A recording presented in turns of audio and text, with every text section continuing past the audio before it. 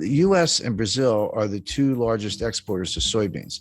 China is the world's largest importer of soybeans. Mhm. China was buying all their soybeans from the United States just as a way to kind of make it up a little bit. Like, well, we got to buy the soybeans anyway. Why not buy them from the US to keep the US-China trade deficit under control so it doesn't become too politically toxic? Well, as soon as Trump threw on the tariffs, China retaliated by moving their soybean orders to Brazil. Stop buying U.S. soybeans. Well, that's not a phone call. I mean, you're talking about vessels, port facilities, agriculture, trucks. How do you get the soybeans to the ports? How many do you grow? Where's the fertilizer coming from? Et cetera, et cetera. And all those parties, the shippers, the cargo, the insurance companies, and so many people involved, banks, letters of credit, it's just a lot involved. They don't like short-term relationships. They say, okay, I'll do it. I want a 5-year contract. And China said, okay. So they reconfigured all those transportation lanes to get the soybeans from Brazil. All of a sudden, you're a U.S. soybean grower. You say, well, what do? Well, we started selling them to the Netherlands because the Netherlands needs soybeans too. So now instead of shipping them from like Port of LA to Ningbo and near Shanghai, we're shipping them from Port of Houston to, I don't know, France, in Marseille or someplace, or Rotterdam. So the point being, you completely scrambled all these supply chain relationships. I talked to the guy who, this is a worldwide endeavor, but he was probably the single most responsible individual for all the significant developments in the supply chain in the last 30 years.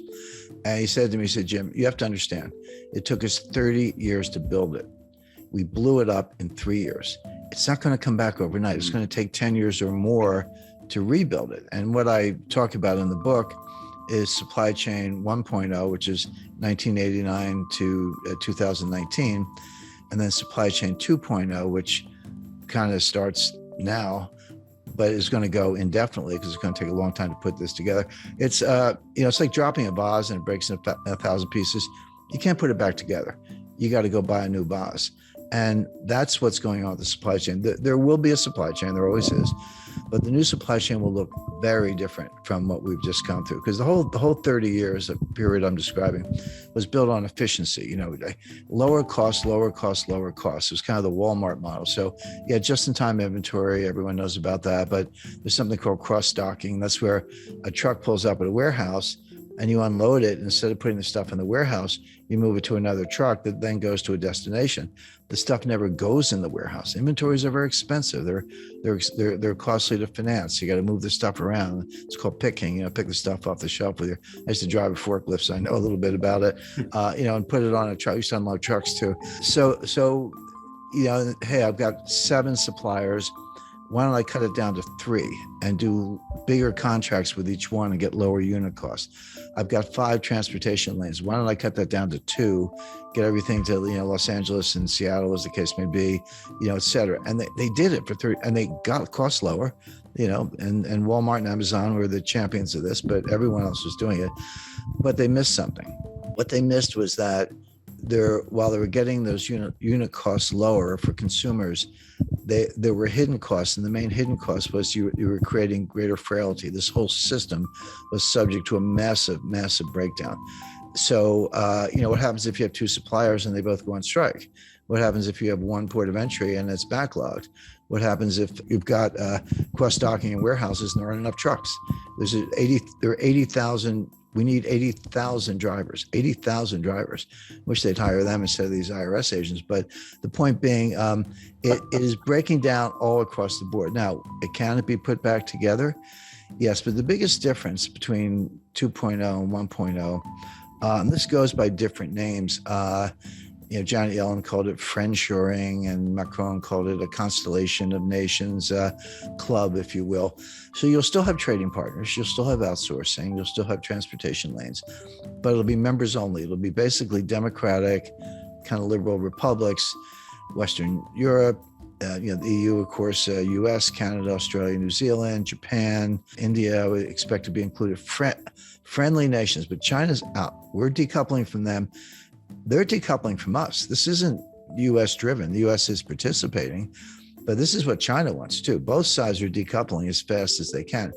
China can develop its own network, maybe Central Asian republics, some Southeast Asian suppliers and so forth, but they're going to lose customers. Well, most of their customers actually in the United States. We won't buy their stuff and we won't sell them our stuff, particularly high tech stuff. So the world's going to break, and these new clubs are going to be formed, and there will be trade and there will be transportation lanes, but it'll be much more restrictive. Now, will prices be a little higher? Yes, but it'll be more secure. So the way I describe that, if you buy insurance on your house, or I buy insurance on my house, you don't want your house to burn down. You hope it doesn't.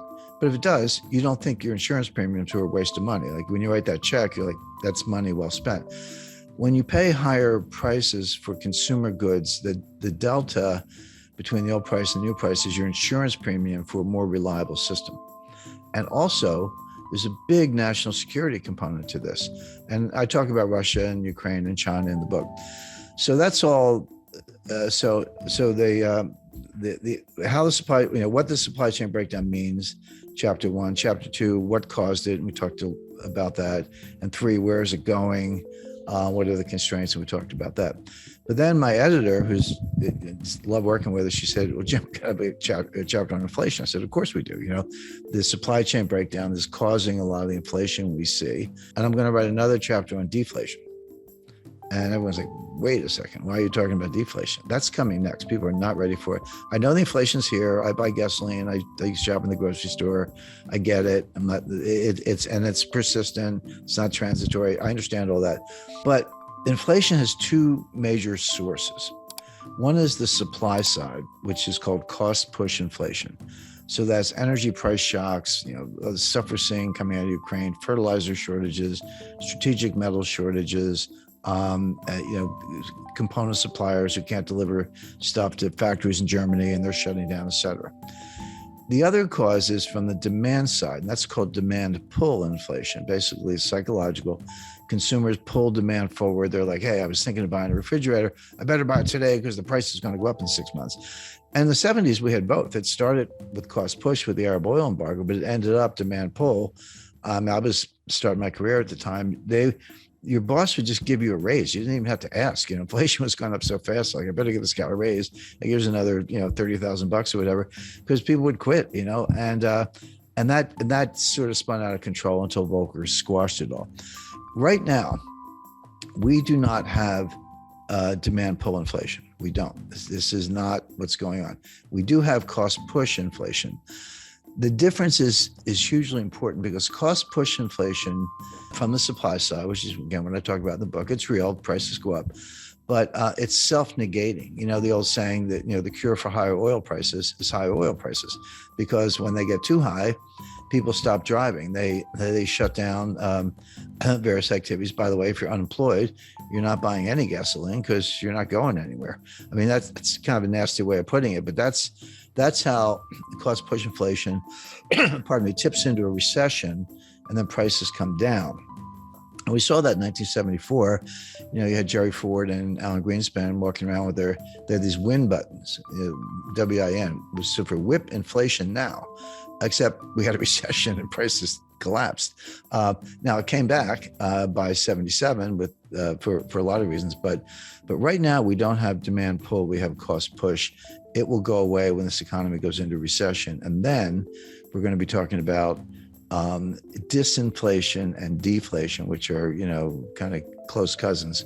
And the Fed's going to be out on a limb as usual, raising rates in the face of a recession and a price collapse.